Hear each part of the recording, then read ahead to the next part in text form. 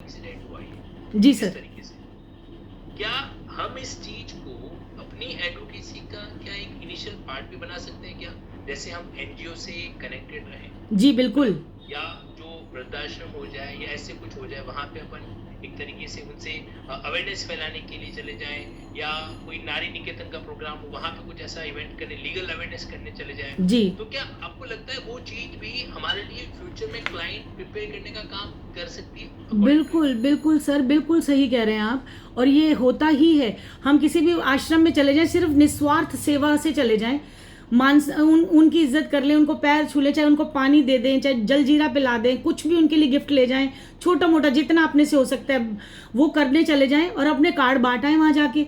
जितने भी बुजुर्ग वृद्धाश्रम में है ना सर, आज की डेट में सब अच्छे घरानों से हैं, बच्चे इज्जत नहीं करते, प्रॉपर्टी उनके पास बहुत है। मैं सर वो जो डीटीसी के कर्मचारी अंकल का नाम बता रही हूँ, प्रेम अंकल, जो स्टैम्प बनाते थे, उनकी 4 बेटियां सर, चारों की उनकी शादी कर दी। और जो बेटा, उस बेटे वो शराब पी के पापा को मम्मी को दोनों को मारता था। तो वो अंकल इतने परेशान, और वो मेरे तो फैमिली मेंबर हो गए, उनकी वजह से तो मैंने इतने लाखों रुपए कमाए, इतनी इज्जत कमाई। तो मैं उनको तो कभी छोड़ ही नहीं पाई। जितनी भी मेरे जूनियर आए, सबकी स्टैंप मेरी तरफ से गिफ्ट बच्चों के लिए, ये तो मैं करती थी अपने जूनियर्स के लिए। और अंकल को मैं पैसे देती थी, वो भी एक्स्ट्रा, कि अंकल आप पॉकेट में रखिए, और अंकल की मेरी होगी, जो भी हम कमाएंगे आपको भी देंगे। एक दिन ऐसा आया, अंकल ने घर छोड़ने का निर्णय ले लिया, आंटी और अंकल दोनों ने। तो मैंने यहाँ पे अशोक साहनी फाउंडेशन है विकास, अपने महिपालपुर में, मैंने वहाँ बात की, और अंकल ने खुद जाके पसंद किया। मैंने उनको, हस्बैंड वाइफ को, उस आश्रम में गारंटी दी कि मेरे कल को इनको कुछ हो गया तो मैं सेवा करने आऊँगी, मैं जिम्मेदारी लेती हूँ कि आप इनको रूम दे दीजिए। तो वो वहाँ रह रहे हैं अभी, 2.5 साल से वो वहाँ हैं, बहुत खुश हैं। और मैं हर साल जब भी बेटे का जन्मदिन होता है, खुद का होता है, या कभी भी मन करता है, सर्दी आ रही है, पापा के कपड़े थे बहुत सारे देने के लिए, चली जाती हूँ। और जब भी सर वहाँ जाती हूँ, आप बिलीव नहीं करेंगे, मैं 2-4 हज़ार 10,000 खर्च करती होंगी। वहाँ जो बुजुर्ग है ना, उनसे मुझे, बेटा मेरा ये प्रॉपर्टी का मैटर है, देख ले बेटा, करवा दे कुछ इसका काम। हाँ आंटी क्यों नहीं, ये बिकवा दे हमारी प्रॉपर्टी, बच्चे तो खा रहे हैं, आते नहीं है मिलने, दिस एंड दैट। तो सर जब भी आप कुछ करने जाते हो अच्छा काम, आपको बदले में बहुत कुछ मिलता है। सिर्फ आपका नेचर ऐसा होना चाहिए कि आप मदद के तरीके से काम करें, लालच की भावना ना रखें, तो बरसता है सब कुछ। और जाना चाहिए हमें, बच्चों के आश्रम में भी जाना चाहिए, जहाँ छोटे बच्चे हैं जिनको नहीं कोई संभालता, अनाथ आश्रम है या फिर बुजुर्गों के आश्रम है, जहाँ मौका मिले हमें पहुँचना चाहिए, क्योंकि हम वकील हैं, हम मदद कर सकते हैं। जरूरी नहीं है कि लीगल एड का काउंसिल बने और पैनल पे आएंगे तभी हम कुछ करेंगे। अपने अंदर भावना हो तो आप कहीं पे भी लीगल एड काउंसिल बन सकते हैं। और वो चीज कहीं की हमारे लिए मोनेटाइजेशन का भी वर्क कर ही देती है अपने आप सर, पैसा पीछे आता है। जी आपने 40-50 लोग जो व्रत वहाँ पे बैठे हैं, अगर जी आपने उनको अपना इस तरह से कंसर्न आपने शेयर किया, विजिटिंग कार्ड उन्होंने दिया, तो उनमें से किसी किसी का तो फैमिली का प्रॉपर्टी का मैटर होगा ही होगा, है ना? सर सडनली होगा जब कि वो बेटे ने प्रॉपर्टी दबा दी, बिल्कुल नहीं कर रहा है। बिल्कुल सर, जब वो आपका नेचर देखते हैं ना कि इसके अंदर लालच नहीं है, ये हमें धोखा नहीं देगी, विश्वास जीतना बहुत बड़ी बात होती है। वो अपना नहीं, सिर्फ दुख, दुनिया के दुख बताते हैं, क्योंकि वो बुजुर्ग हैं, सीनियर हैं, उन्होंने दुनिया देखी है, और मुझसे ज़्यादा बड़ा सर्कल है उनका। वो मुझे फ़ोन करके भेजते हैं, बेटा उस फलाने फलाने क्लाइंट को भेज रहे हैं, उनका ज़रा काम कर देना। और जो आएगा वो पैसे तो देगा ही सर, सबको पता है वकील फीस लेते हैं, कोई ज़्यादा या कोई कम, वो तो हालात देख के हमें मैनेज करना होता है। और उसी केस के हम 5 लाख भी ले लेते हैं, वही केस में 5,000 में भी कर देती हूँ। सिर्फ ये देखती हूँ क्लाइंट का बजट बनता भी है या नहीं। लड़कियों की सेवा बोल देती हूँ फ्री में कर रही हूँ, और कहीं ना कहीं मुझे लिटिगेशन चार्जेस मिल जाते हैं, जिससे मेरा भी काम चल जाता है और उनका भी चल जाता है। मदद के तौर पर जब हम काम करते हैं तो अपना जेब कभी खाली नहीं होती है।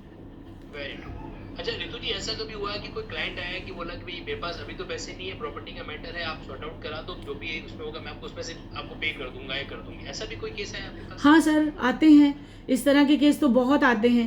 परसेंटेज पे कर लो, बाद में ले लेना। अभी तो मेरी कोशिश यही रहती है कि जो खर्चा है वो मेरी पॉकेट से ना लगे। खर्चा मतलब जैसे ड्राफ्टिंग वाले को मुझे देना है, टाइपिंग वाले को देना है, या फिर मुझे फोटोकॉपी करानी है, कोर्ट की फीस जमा करानी है, वो उतना सा मैनेज कर ले। मैं अपनी मेहनत छोड़ देती हूँ, पहले दिन से ही छोड़ देती हूँ।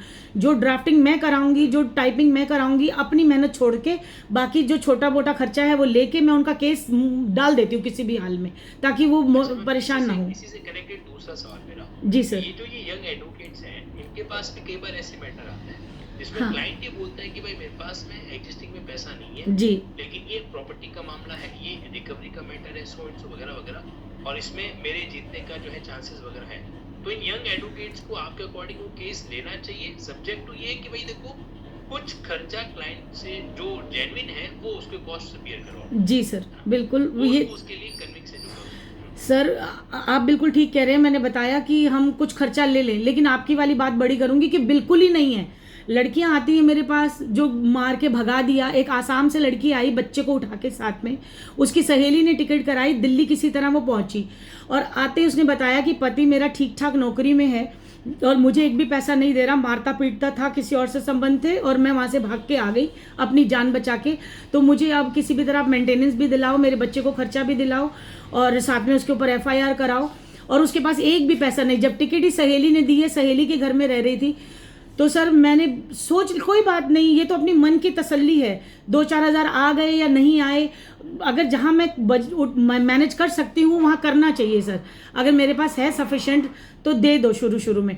तो मैंने लिटिगेशन चार्जेस भी छोड़ दिए, मेहनत भी छोड़ दी और मैंने वो केस ले लिया। मैंने मेंटेनेंस का केस डाल दिया, वुमेन सेल में उसका केस 498A की FIR दहेज की डाल दी। वो वुमेन सेल की FIR सीधा वहाँ डुबरी पहुँच गई आसाम और वहाँ से वो अरेस्ट हुआ। वो आया, उसने पैसे भी दिए, सेटल करके गया। और जो मेरी शुरू में फीस नहीं दी थी ना सर, उस लड़की के पास था ही नहीं तो मैं लेती क्या, मैं तो उसको घर जाने का किराया भी देती थी।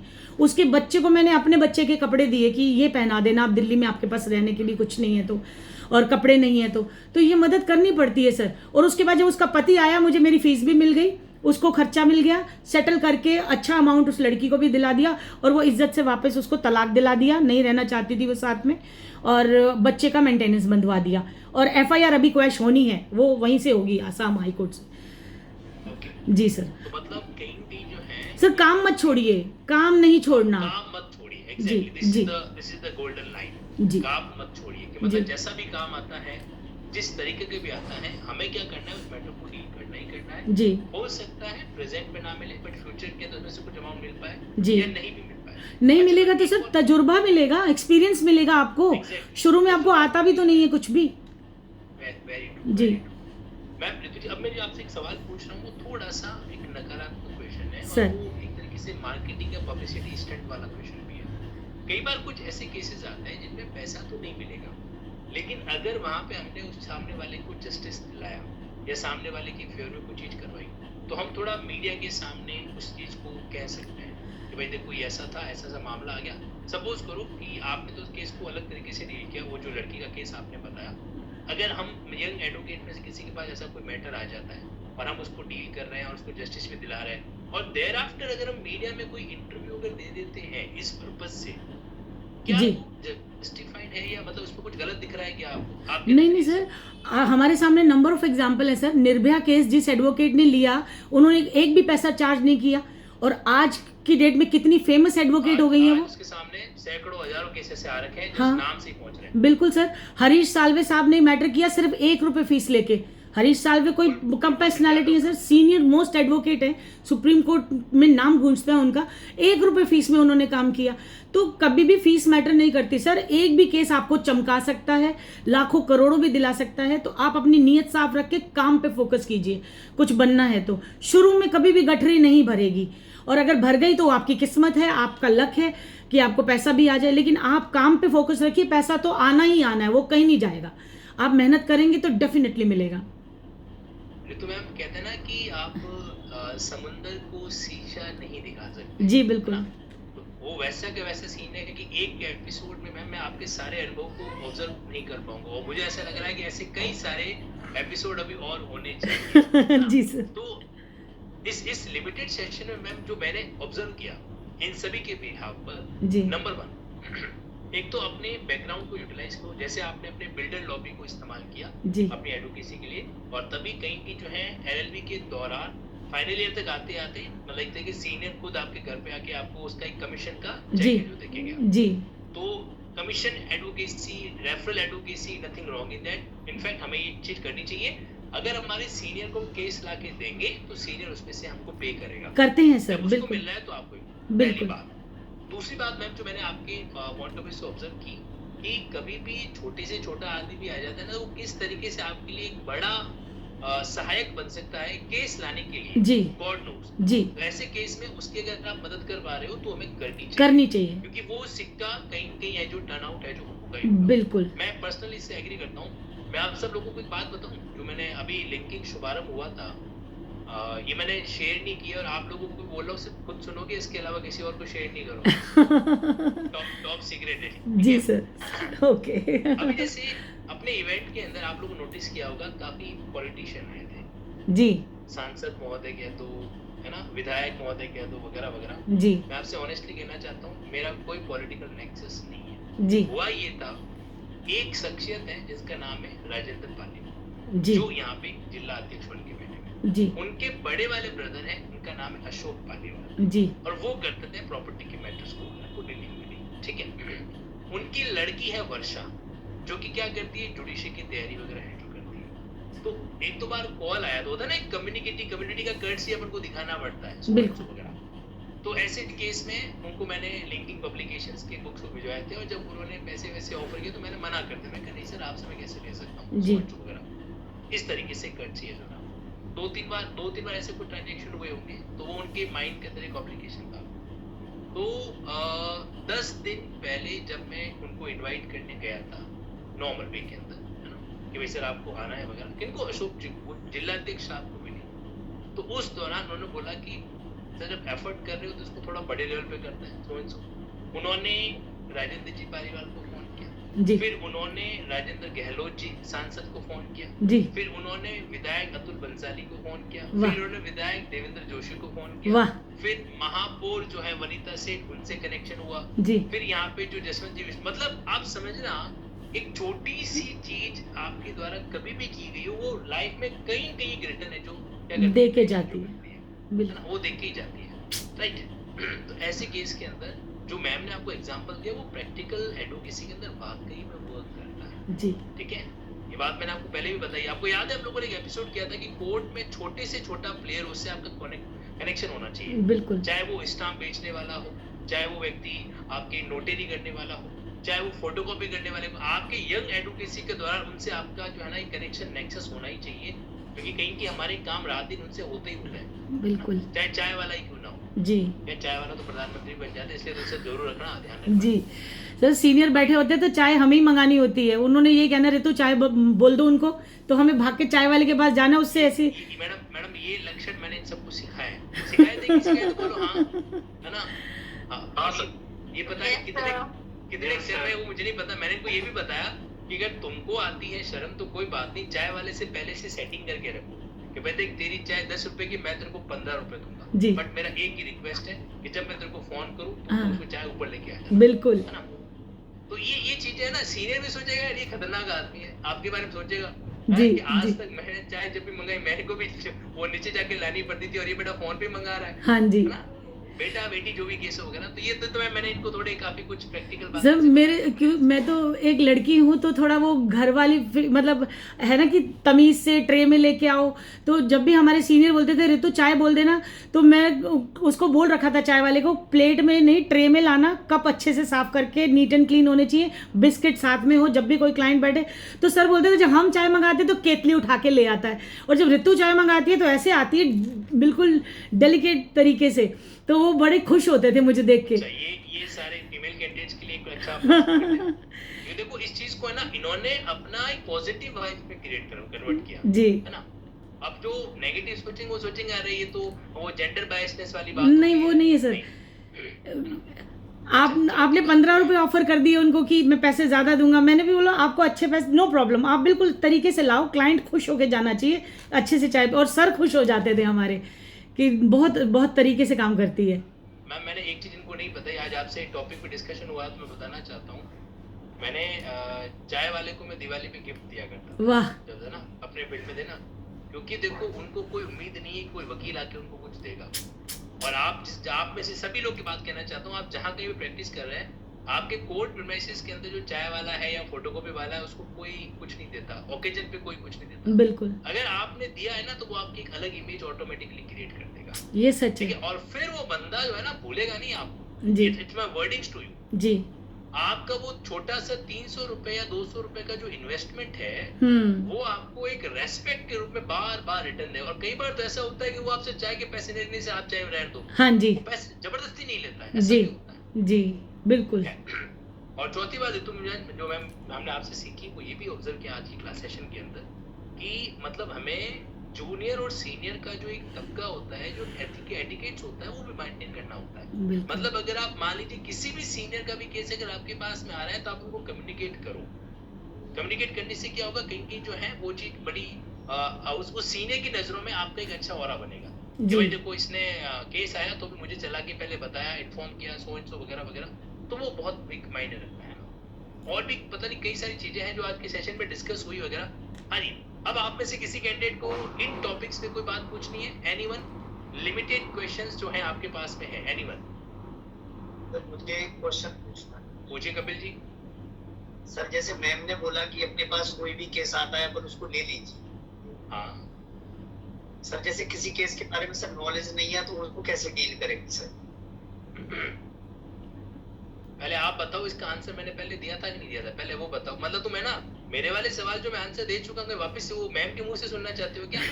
मेरा खून पी रहे हो, चलो ठीक है। मैम को मुझे अगले एपिसोड में लाना है। बट हाँ yes ma'am please, Ritu ma'am. Sir मैं कपिल जी को इस बात का जवाब ऐसे दूंगी, कोई भी कभी भी कंप्लीट संपूर्ण नहीं होता है और हर काम आपके लिए पहला और नया ही होता है। कभी कभी तो सर सीनियर्स के पास भी ऐसे मैटर आते हैं जिनकी उनको नॉलेज नहीं होती और वो अपने सीनियर से पूछते हैं या अपने कुलीग से पूछते हैं। तो इस चीज़ से कभी नहीं घबराना, हर चीज़ हमेशा नई होती है और आपको शुरुआत करनी ही पड़ेगी। आप केस ले लीजिए, उसके बाद आप चमत्कार देखिए। आप उसके बारे में खुद ही पहले तो वो फाइल पढ़ लीजिए, फिर उस फाइल से संबंधित सेक्शंस पढ़ लीजिए। नहीं समझ में आ रहा तो सीनियर तो है ही, गुरु तो है ही, उनको छोड़िए मत, उनसे सलाह लीजिए। और इतने सीनियर है सर कोर्ट में, आप किसी से भी पूछिए, वो आपको सब मदद करते हैं और धीरे धीरे काम आ जाता है सर। और काम ऐसे ही आता है और कभी भी ऐसा नहीं होता कि सारा कुछ सबको आता है। बड़े बड़े सीनियर्स भी कभी कभी उलझ जाते हैं।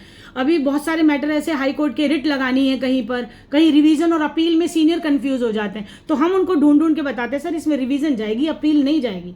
जैसे 138 के मैटर है, सेशन में अपील चली जाती है और लेकिन सेशन के बाद अगर आप हाई कोर्ट जा रहे हो तो वहाँ अपील का काम खत्म हो गया, अब वहाँ रिवीजन जाएगी। तो गलती हुई सीनियर से तो उन्होंने हमसे भी पूछा, हमने किसी और से पूछ के सीनियर को भी गाइड कर दिया। तो ये कोई प्रॉब्लम नहीं है, आपके पास जब भी आए हर बार नया काम आएगा और हर बार आप वो काम आपको सिखाएगा। पैसे मिल गए तो आपकी बड़ी अच्छी किस्मत है, ना मिले तो काम तो सीखने को मिलेगा। तो काम नहीं छोड़ना किसी भी कीमत पर।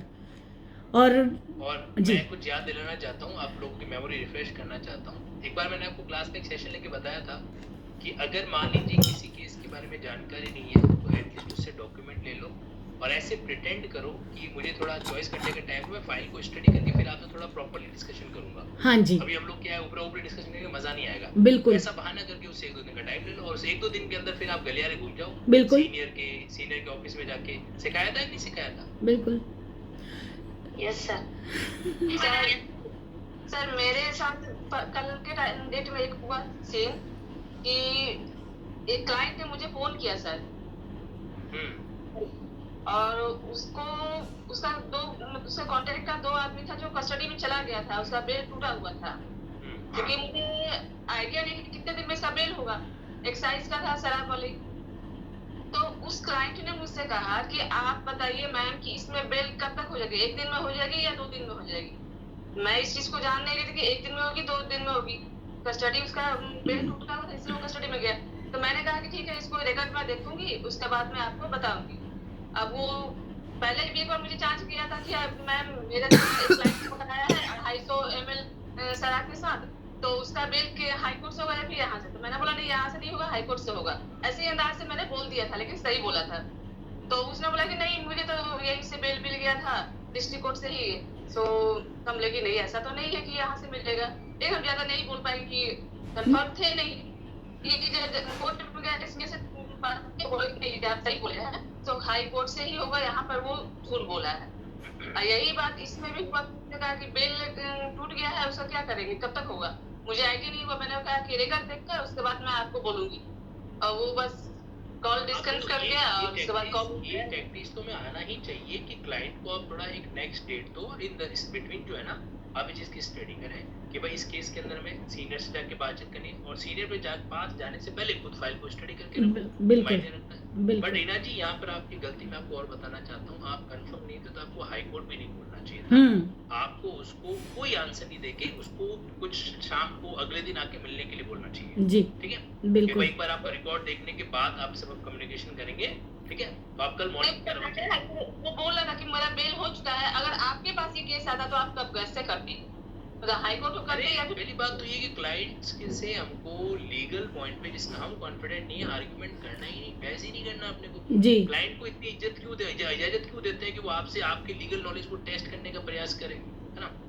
जितना ज्यादा एक्सप्लेन करेंगे उतना क्लाइंट को लगेगा कि अच्छा भाई इनसे तो और भी पूछ लेते हैं, ये भी पूछ लेते हैं, वो भी पूछ लेते हैं, और एक भी पॉइंट पे मान लीजिए कोई गलत ओपिनियन चला गया तो वो 10 जगह जाके बोलेगा इनको आता नहीं है, चाहे बिल्कुल। आपने कितना ही जेंटल मूड के साथ उनको डील जो किया हो। बिल्कुल बिल्कुल सर। चलिए सर ये ओके। प्रैक्टिस का जो स्टेज होता है सर निचले कोर्ट से करना ये कपिल जी आपकी वॉइस डिस्टर्ब हो रही है, आपकी वॉइस डिस्टर्ब हो रही है कपिल जी। सर ये प्रैक्टिस का जो स्टेज होता है सर निचले कोर्ट से स्टार्ट करना चाहिए सर प्रैक्टिस की हाई कोर्ट से? निचली कोर्ट से ही करनी चाहिए, आपको मैम के मुंह से सुनना है। मैम प्लीज आपका ये बताएं। बिल्कुल सर, आपने एक ही शब्द में सब सम कर दिया, गागर में सागर भर दिया, क्योंकि बेसिक सारा नीचे की कोर्ट में ही है, ऊपर तो सिर्फ अपील रह जाती है, रिट्स रह जाती हैं, एसएलपीज रह जाती है। तो आपको कुछ भी सीखना है, मैंने तो सर क्लर्क से शुरू किया, मुझे तो टेबल साफ करना पहले आना चाहिए, फाइल की मिट्टी झाड़नी पहले आनी चाहिए, आपको फाइल कैसे बनानी है, उसको सिलना कैसे है वो आना चाहिए, टैगिंग कैसे करनी है, पेजिंग कैसे करनी है, इंडेक्स पढ़ना आना चाहिए, बेसिक से बेसिक चीज़ आनी चाहिए। जब मैं वकील बन जाऊं तो मैं किसी भी काम में डरूं नहीं, घबराऊं नहीं, मुझे पता होना चाहिए वकालतनामा क्या होता है, मुचलका क्या होता है, बेल बॉन्ड क्या होता है, जमानत क्या होती है।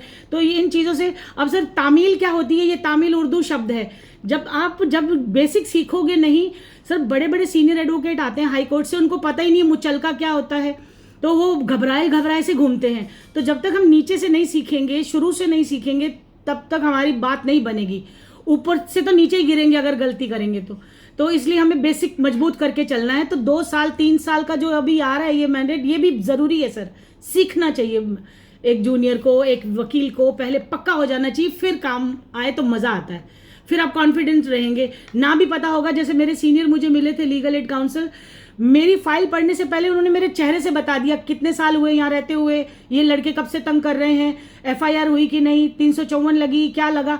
मैंने सोचा ये जादू कैसे हो गया, उनको कैसे पता मेरी फाइल बिना पढ़े। ये सर इसी चीज़ों से आता है, जब आपको बेसिक नॉलेज पूरी होती है।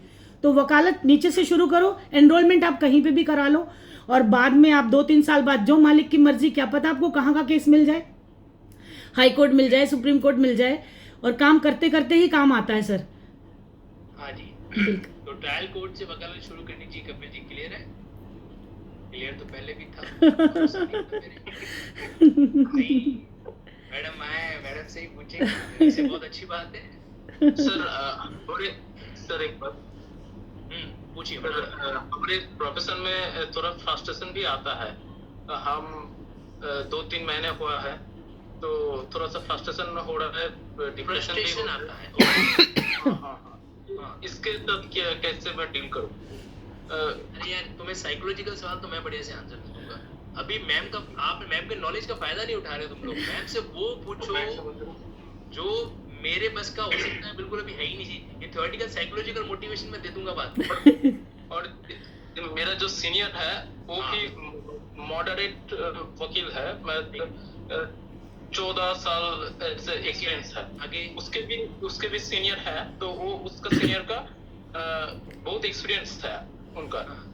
तो एक आध दिन होता है, केस भी नहीं है, तो हम लोग कुछ नहीं करते हैं, हम तो कोर्ट रूम में बैठा रहता है, इधर उधर नहीं घूमते हैं, तो फ्रस्ट्रेशन आता है ऐसे। अच्छा, आपको 30 दिन में 30 नए केस चाहिए क्या? तो मैं वैसे इन्होंने ने अपने तरीके से पूछा, बट एक जेन्युइन कंसर्न है कि कई बार ये जो हम यंग एडवोकेट्स हैं कोर्ट में जाते हैं, तो ऐसा होता है कि भाई जैसे मान लो आज दिन भर कोई हियरिंग ही नहीं है या सीनियर नहीं है, तो वहाँ पे दिन भर बैठे बैठे, या फिर मान लीजिए कोई कंसर्न केस नहीं है वगैरह, तो फिर वो बैठे बैठे लगता है कि जिंदगी बेरोजगारी का गीत है, गाते जा रहे हैं, ऐसा इनको महसूस होता है। ऐसा फेज आपकी लाइफ में कभी रहा कि भाई कोर्ट गए और कुछ कामकाज नहीं है? सर सबको हमेशा हर दिन सब कुछ नहीं मिलता, किसी दिन तजुर्बा मिलता है तो किसी दिन पैसा मिलता है। जिस दिन मुझे फीस मिलती है ना सर, उस दिन मेरे को कोई काम नहीं करना होता, सिर्फ नोट लेके घर आती हूँ। और जिस दिन मैं कोर्ट में जाके मेहनत करके सारा दिन थक हार के आती हूँ ना, तो एक भी पैसा जेब में नहीं लाती। तो ये तो सर इस चीज़ के बारे में ज़्यादा अपने आप को ना रख के कि मैं फ्रस्ट्रेट हो रहा हूँ या मैं परेशान, आप लाइब्रेरी जाके बुक्स पढ़ो, इतने लॉज हैं वो पढ़ो, अपनी नॉलेज को अपग्रेड करो, और आपकी ये नॉलेज पता नहीं कहाँ काम आ जाएगी। आज सुबह काम नहीं है, शाम तक आ जाएगा, आज नहीं है तो कल आ जाएगा, काम ने तो आना ही है। आप अपने आप को इतना सक्षम बना लो कि कोई भी काम, कोई भी ज़िंदगी में आगे आपके उलझन या तकलीफ़ें आएंगी, क्योंकि क्लाइंट्स मुसीबतें लेके आएगा, आपको उसका हल निकालना आना चाहिए। आप फ्रस्ट्रेट हो जाओगे तो आप दुनिया की कैसे मदद करोगे? आप कभी मत घबराओ कि आज पैसे नहीं आ रहे या 30 दिन हो गए। मेरे सीनियर के पीछे भागने से, उनकी फाइलें उठा के ले जाने से कुछ नहीं होता। आपको काम खुद सीखना होता है। कोर्ट में खड़े हो जाओ, जाके पॉक्सो की कोर्ट में चले जाओ, देखो गवाही कैसे हो रही है, मर्डर केस में सुनो गवाही कैसे हो रही है, कैसे सवाल पूछे जा रहे हैं। ये एक्सपीरियंस काम आएगा आपके। कभी भी कोई भी समय अपना सिंगल मिनट भी वेस्ट नहीं करना, क्योंकि ये समय ही आपके पास है जो बहुत कीमती है, और यही पैसा बनाएगा।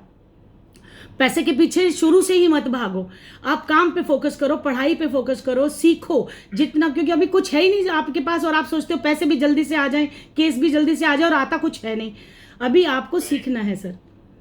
और आप ये भी कर सकते हो ना, क्या भाई आप लिंकिंग ऐप का जुडिशियल कोर्स सब्सक्राइब कर लो। हाँ जी, और पूरी खल्लास क्लासेस देखो, उनको समझो कैसे सर पढ़ा रहे हैं, क्या क्या पॉइंट्स बता रहे हैं। क्लास तो फिर भी यूट्यूब पर है, मतलब आप जुडिशियल हाँ जी, उसके बाद में जब कोर्ट में फ्री टाइम बैठे रहते हो तो क्लासेस देखा करो। बिल्कुल, कितनी नॉलेज बढ़ेगी। ये भी आइडिया बुरा नहीं है, तुमको आखिर तो कानून तो तुमको सीखना ही पड़ेगा ना। जी बिल्कुल sir. I have a question, sir. चलिए जी, तो रितु मैं ऑनेस्टली कहना चाहूंगा, बहुत अच्छा लगा। मतलब ये कई सारे ऐसे प्रैक्टिकल एस्पेक्ट है ना, एकदम आपके सामने इमेजिनेशन में चल रहे थे। जी जब सर, आप बता रहे थे ना कि आप फैमिली के साथ में थे और फिर उस बुजुर्ग व्यक्ति का कॉल आया, फिर आप उस बगीचे में पहुंचे, तो हमारे माइंड के अंदर बकायदा इमेजिनेशन हो रहा था, जी इमेज क्रिएट हो रही थी कि अच्छा हाँ अब आप वहाँ पहुंचे, वहाँ पे इतनी लेडीज बैठी, इतने जेंट्स बैठे हैं जी। वगैरह, आपने उनसे बात कही वगैरह वगैरह, है ना। ये रियल टाइम जो अनुभव होता है ना, वो बहुत और बेशकीमती है जो होता है। बिल्कुल तो सर। एक थैंक यू शब्द जो है ना, Hello. यहाँ पे इस सेशन के लिए बहुत कम रहेगा, अरे पर सर, दिल से इतना कहना चाहता हूँ, मतलब ऑनेस्टली वी आर ऑब्राइज। सर ये मेरा सौभाग्य है कि आपके साथ जुड़ने का मौका मिला।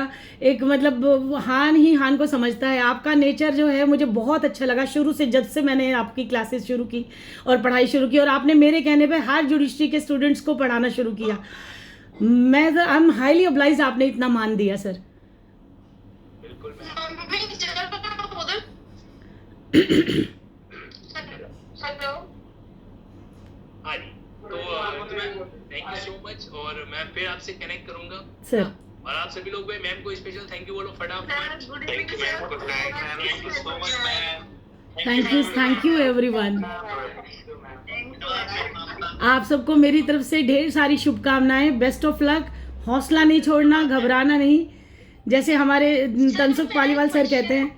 मैम मेरा एक क्वेश्चन था आपसे, can I ask you?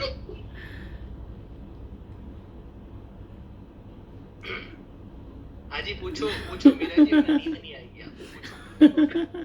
Ritu ma'am मैं ये पूछना चाह रही थी, जब हम एज ए जूनियर फॉर्म में होते हैं तो फर्स्ट ऑफ ऑल तो कि सीनियर हमें किस वे में देखना चाहता है, आई मीन हमारा लाइक डेकोरम या डिसिप्लिन वो सब कैसा रखना चाहिए, और दूसरा ये कि सीनियर के साथ हमें किस लेवल तक बाउंडिंग रखनी चाहिए। आई मीन अगर इन केस किसी इशू पे आर्गुमेंट होता है तो हमें अपना ओपिनियन किस लेवल तक देना है, कितना सुनना है, कितना खुद का बोलना है, प्लीज वो बताइए।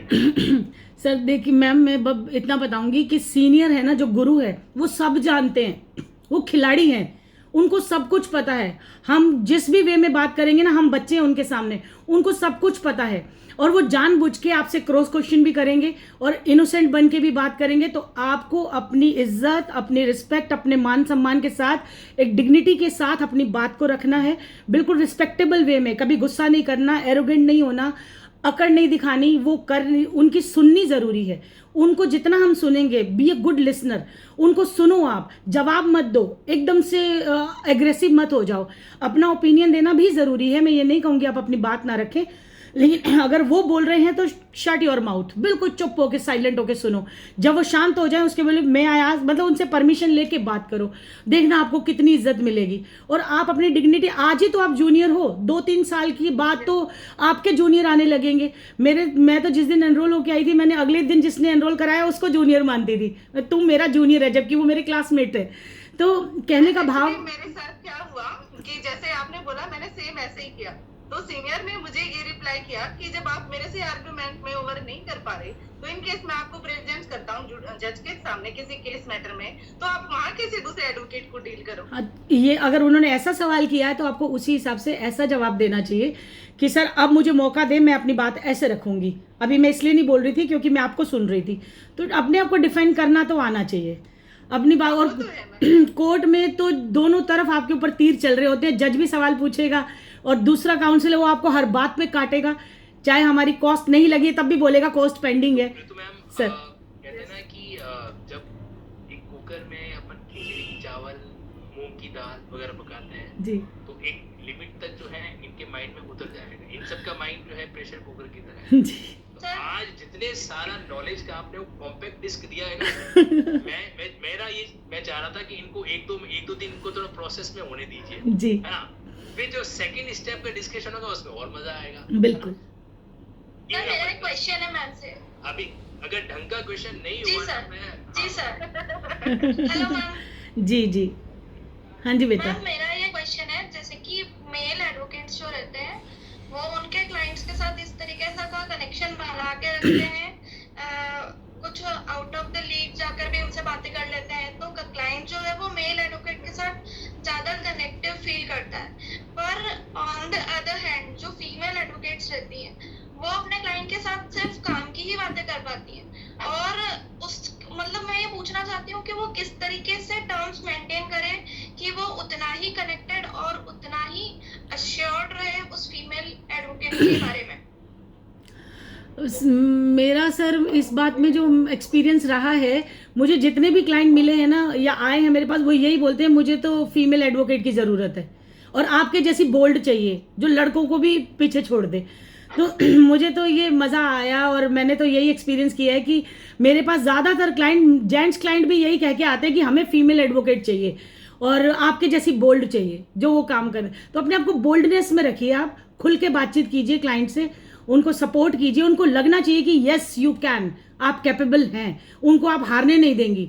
देखिए हमें शुरू में कई बार पता होता है कि इस केस में ये हारेगा और ये काम गलत करके आया है और ये कुछ झूठ भी बोल रहा है, लेकिन फिर भी हम अपने क्लाइंट को डायरेक्टली अगर बोल दें कि आप हारोगे, या वो नहीं कहना है आपको, उसकी नेगेटिव बात करनी, जैसे सर ने अभी बोला नेगेटिव बात नहीं करनी, पॉजिटिव रह के उसकी बात को समझो और अपने आप को साबित करना ही होता है। हर बार आपको अपने आप को साबित करना होगा कि I am the best advocate और मेरे से अच्छा तेरा काम कोई नहीं करेगा। ये ट्रस्ट क्लाइंट के माइंड में जाना ही चाहिए और इसके लिए बाय हुक एंड क्रुक। अब आप कह रहे हो कि जेंट्स एडवोकेट है, हाँ वो तो बाहर जाके सिगरेट भी पी लेंगे, वो उनके साथ शाम को ड्रिंक भी कर लेंगे, हम वो काम नहीं कर पा रहे हैं, लेकिन हमें क्लाइंट को छोड़ना भी नहीं है।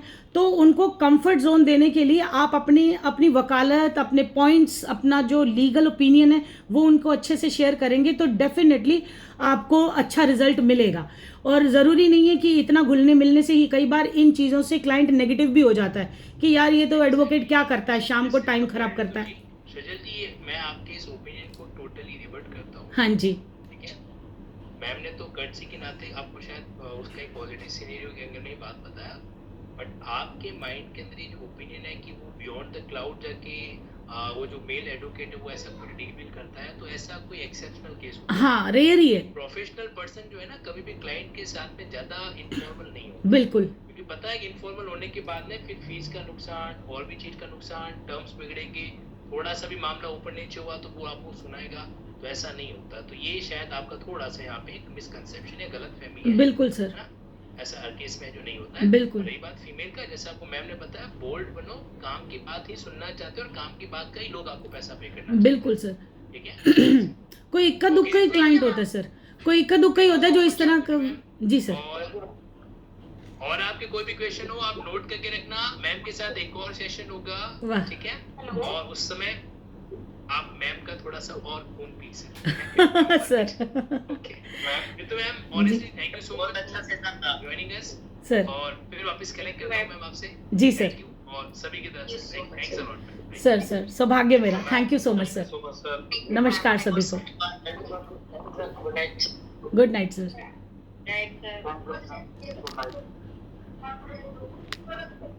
तुम लोग कहाँ जा रहे हो